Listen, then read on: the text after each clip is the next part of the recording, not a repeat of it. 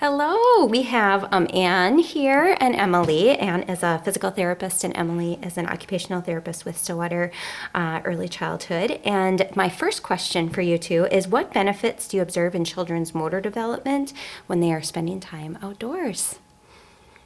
You want to go?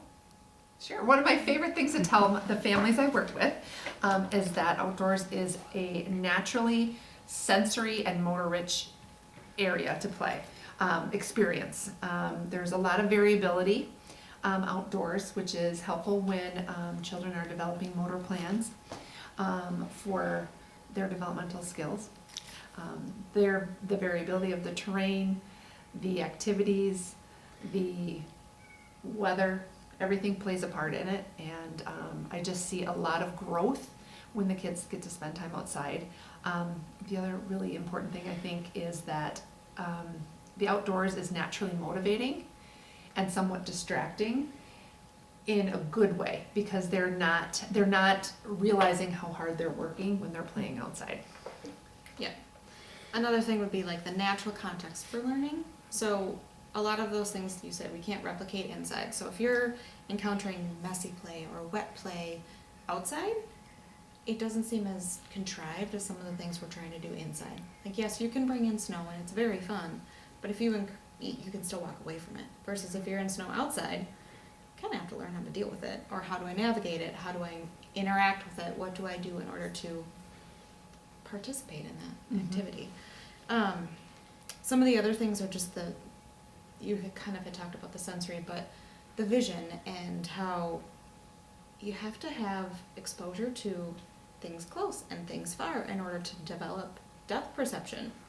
And having that opportunity to be outside, you can do that, versus being on a screen, you don't have that opportunity.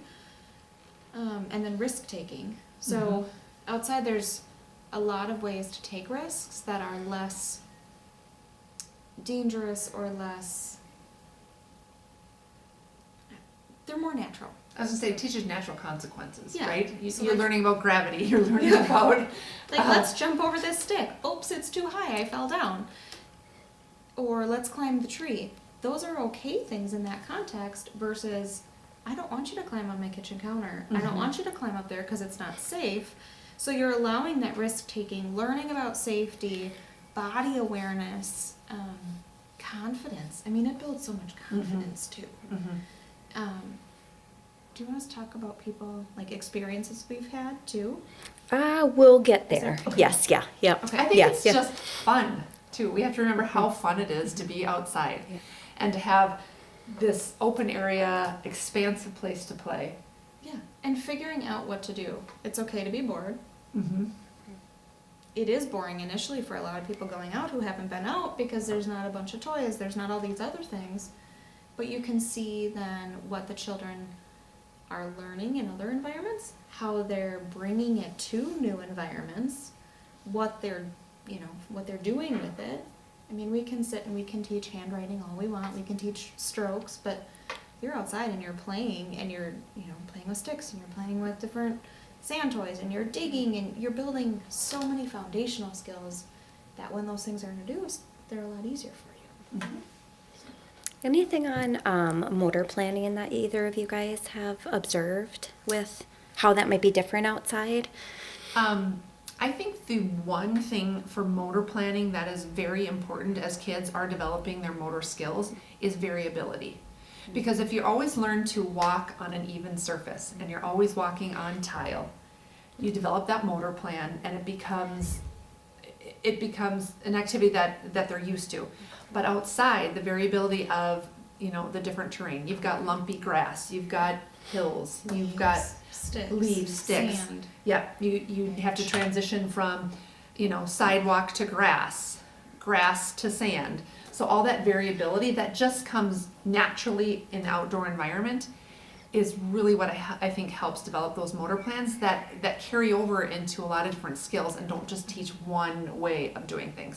And inside it's often like that, because we like flat floors. Right. Yeah, most buildings aren't going to have, yes. And we don't want sand Right. in the kitchen. True. Yeah. Yes, yeah. Well, and some of the other like more fine motor based things or hand-eye coordination, all of the, I mean, the materials and the tools that they're going to encounter, they have that opportunity to then, what can I do with this? Explore it. Learn how to do pretend play.